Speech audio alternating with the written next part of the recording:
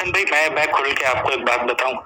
میں being born as a سنی اور میری ایج ابھی اراؤنڈ 32 ہے اور میں پچھلے 10-15 سال سے یہ چیزیں پڑھ رہا ہوں اور یہ سب کچھ دیکھ رہا ہوں.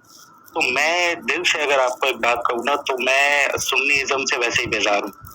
ٹھیک ہے, اس کی بیزار ہونے کی وجہ کیا ہے؟ ایک تو عدالت صحابہ والا جو عقیدہ ہے, اور پھر یہ بات کہ رسول خدا اپنے بعد کسی کو مقرر کر کے نہیں گئے, اور جو لوگ آپس میں مشورہ کر کے کسی بھی ظالم کو, کسی بھی شخص کو جو ہے وہ منصب پر بٹھا دیں تو اب وہ امام ہے تو اس کی اطاعت لازمی کرو. تو یہ وہ چیزیں ہیں کہ جنہوں نے مجھے, میرے اندر ایک سینس ڈیولپ کی کہ جی مجھے جو ہے نا تھوڑا سا حقیقت کو تلاش کرنے کی کوشش کرنی چاہیے. پھر جو کیا کہتے ہیں, جو مفشیت کا مقدمہ جو کتاب ہے, وہ اس سے بھی میں نے بہت ساری چیزیں سیکھی پڑھی اور وہ مجھے بہت زیادہ چیزیں سمجھ آنے لگی. مگر وہ چند ایک سوالات جو میرے لیے رکاوٹ بن رہے ہیں کہ میں باقاعدہ طور پہ اثنا عشری مذہب میں داخل ہو جاؤں.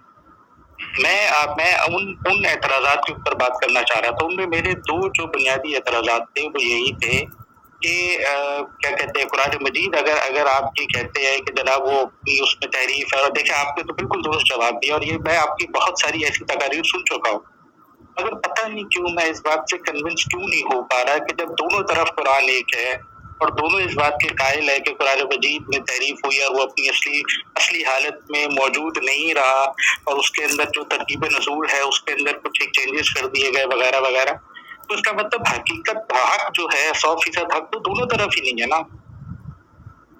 اور اگر میں آگے اس مرحلے میں آگے چلوں گا نا تو آپ مجھے مجبور کریں گے کہ میں ایک ایسے شخص کے ہاتھ میں اپنا ہاتھ دوں جو خود غیبت میں ہے, جس کا مجھے کوئی پتہ ہی نہیں ہے وہ بندہ کہاں ہے, جس سے میں براہ راست ہدایت حاصل کر ہی نہیں سکتا, اور اس کے ساتھ آپ مجھے جوڑ دیں گے. پھر اگلے مرحلے میں آپ مجھے یہ کہیں گے کہ آپ ایسا کرو, اللہ بھی غائب ہے جبرائیل نہیں اگلے مرحلے میں حسن بھائی آپ مجھے یہ کہو گے کہ کسی مراجع کو مان لو.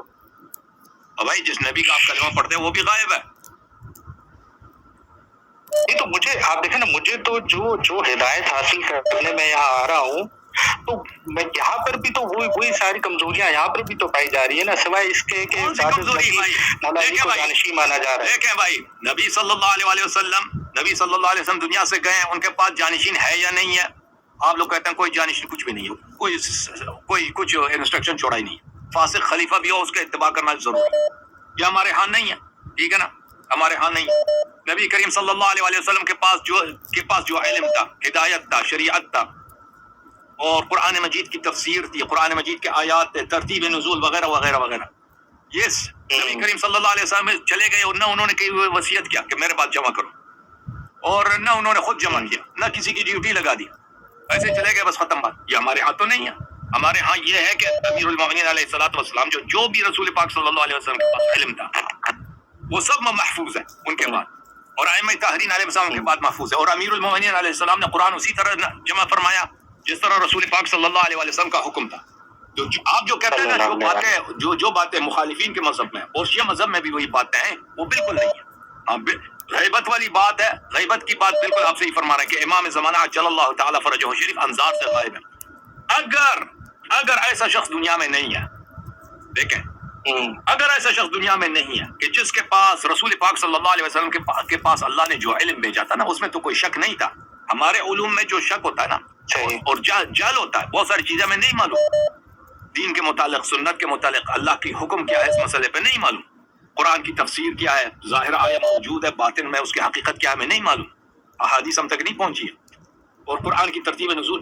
اگر یہ کسی کے پاس نہیں ہے تو یہ دین ہی باطل ہے, کیونکہ اللہ نے ایک کامل دین بھیجا, اور نبی صلی اللہ علیہ وسلم کے فوراً بعد اس میں نواقص آ گئے.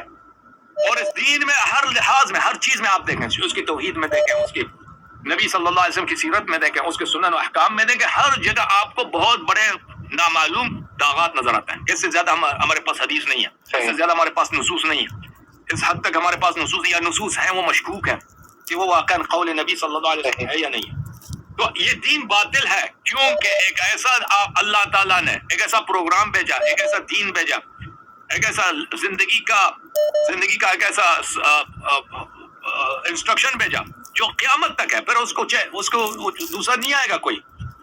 اور وہی اللہ کو پتا تھا کہ یہ سب چینج ہو جائے گا، اس کی حفاظت کا اس نے کوئی ذمہ داری قبول نہیں کی، اور آج بھی اس کی کوئی ہے نہیں.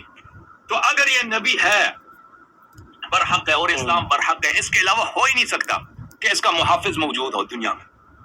اگر وہ سامنے نہیں ہے تو پھر وہ غیبت میں، جیسے ہمارے پاس احادیث بہت زیادہ ہے، بہت زیادہ. اور اس طرح غیبت امام علیہ السلام اس طرح نہیں ہے کہ وہ کسی کو نظر نہ ہے. وہ ان کا جو ہے، اگر کوئی شخص اللہ تعالیٰ سے دعا کرے کہ مجھے اپنا آخری حجت دکھا دو، اور واقعاً اس کے دل میں یہ خواہش ہو، وہ سنسیئر، اس طرح نہیں کہ میں مشہور ہو جاؤں کہ میں یہ دعا کروں کہ مجھے ملاقات ہوگی امام مہدی علیہ السلام سے. میں اگر کوئی واقعاً اپنے دل میں یہ دعا کرے اور اللہ تعالیٰ کے سامنے گر گرائے، نماز حضور قلب کے ساتھ پڑھے، پھر سجدہ کرے، دعا کرے کہ اللہ مجھے اپنے آخری حجت سے ملا دو، تو میں اگر اس کی ملاقات نہ ہو تو وہ آ کے میرے منہ پہ 100 مرتبہ تھوک لے، میرے منہ پہ 100 مرتبہ تھوک لے، میرے منہ پہ میں عرض کیا کر رہا ہوں. یہ ہو ہی نہیں سکتا. اگر کوئی شخص اس طرح دعا کرے، اگر واقعا اس کو ضرورت بھی ہے نا، اس طرح سے فضول میں دعا کرے تو کہ بھئی وہ مذاق اڑانے کے لیے، اس طرح نہیں. واقعا کوئی مخلص ہو، اس کو ضرورت ہے، وہ دعا کرے اللہ اللہ. یہ بالکل 100% ہے. میں اپنی زندگی میں بہت سارے لوگوں سے ملا ہوں جنہوں نے دعا کی ہے، ان کی ملاقات ہوئی ہے امام زمانہ علیہ السلام سے، ائمہ اطہار علیہ السلام سے، حضرت خضر علیہ السلام، اسی وقت اسی دنیا میں، میری عمر میں، میرے زمانے میں. اور یہ بہت ہوتی ہے، یہ بہت ہوتی ہے. جی سر. اور اس کے لیے ضروری نہیں ہے کوئی بہت ہی نیک آدمی ہو. میں نا بہت بے چین ہوں قسم سے. اور میں مطلب جب میں نے یہ ساری چیزیں پہلی دفعہ پڑھی تھا تو میری اوپر شاید میں 15-16 سال کا تھا جب میں نے یہ سب تحقیق شروع کی اور وہ سب کچھ. تو آپ یقین کریں جب میں نماز پہ پڑھتا ہوں نا اہدنا الصراط المستقیم، ہر نماز میں، ہر رکعت میں، تو آپ یقین کریں میں بڑے دل سے اللہ سے کہتا ہوں کہ یا اللہ مجھے ہدایت دے دے. اور میں اپنی یہ جو پچھلے کچھ سالوں کی تحقیق ہے نا، اس میں ابھی تک میں یہاں تک تو پہنچ چکا ہوں کہ میں بعد النبی صلی اللہ علیہ وآلہ وسلم حضرت علی کو امیر المومنین مانتا ہوں، اور میں باقی جو افراد ہیں ان سے برات کا اظہار کرتا ہوں. اور میں ابھی جیسے میں آپ سے بات کر رہا ہوں تو میری جو کیفیت ہے میں آپ کو نہیں سمجھا پا. تو میں بیسیکلی ایک ریسرچر ہوں، میں ایک سائنٹسٹ ہوں. میں یہاں کراچی میں ایک یونیورسٹی میں، پرائیویٹ یونیورسٹی میں پڑھاتا ہوں، اور ایک پی ایچ ڈی اسکالر بھی ہوں ساتھ میں. تو میں نے بہت ہی نیوٹرل ہو کے، اس کو کہتے ہیں نا، یہ اس بات سے یہ چھوڑ کے کہ میں سنی ہوں یا میرا بیک گراؤنڈ کیا ہے، وہ چھوڑ کے بالکل نیوٹرل ہو کے ریسرچ کیا. اور خدا کی قسم میں یہ کہتا ہوں اگر کوئی شخص بالکل نیوٹرل ہو کر ریسرچ کرے نا، اور جو اس نے اپنے اندر بت بنا رکھے ہیں لوگوں پہ، کیونکہ کچھ لوگ ہیں نا جن کی توہین وہ برداشت نہیں کر سکتا، اگر وہ سارے بت گرا کر دیکھے تو ہر بندہ در اہل بیت پر آ کر ہی رکتا ہے، اس میں کوئی شک نہیں. وہ پہنچ جاتا ہے، علم کا جو شہر ہے نا اس کا دروازہ مولا علی ہے، وہ وہاں تک پہنچتا ہے.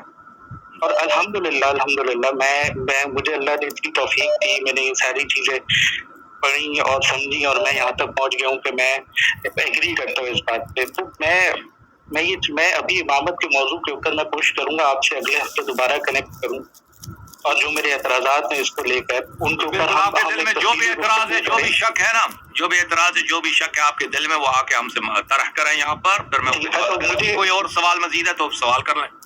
مجھے حسن بھائی مجھے صرف ایک دفعہ یہ پڑھوا دیں آپ کہ جیسے آپ لوگ پڑھتے ہیں نا کہ بعد نبی جو امیر ہیں وہ حضرت علی ہیں، اگر آپ پڑھا دیں تو مجھے بہت خوشی ہو.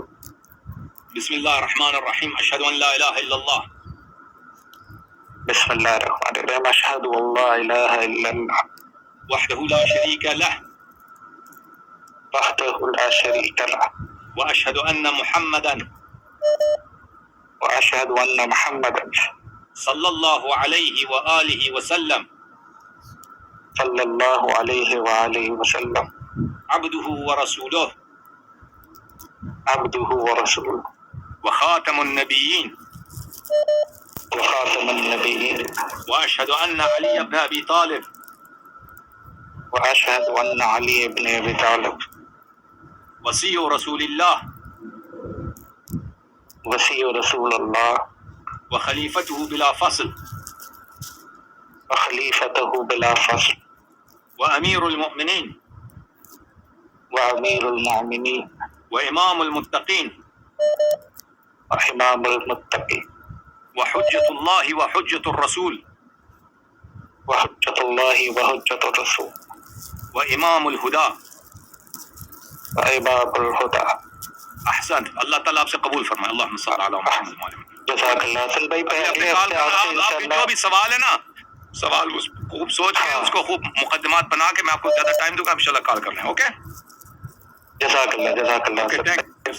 سلامت رہو، زندہ رہو. خوش. انہوں نے کہا تھا کہ صرف مجھے امیر المومنین علیہ السلام کی شہادت پڑھا دو، تو میں نے وہی پڑھا دیا. ابھی اب یہ مزید تحقیق کریں گے تو انشاءاللہ تبارک و تعالی باقی ائمہ طاہرین علیہم السلام کے لیے انہوں نے جو کہا تھا میں نے وہی ان کو پڑھا دیا. اس سے زیادہ اگلے ہفتے آئیں گے تو انشاءاللہ تبارک و تعالی کا یقین بڑھ جائے تو وہ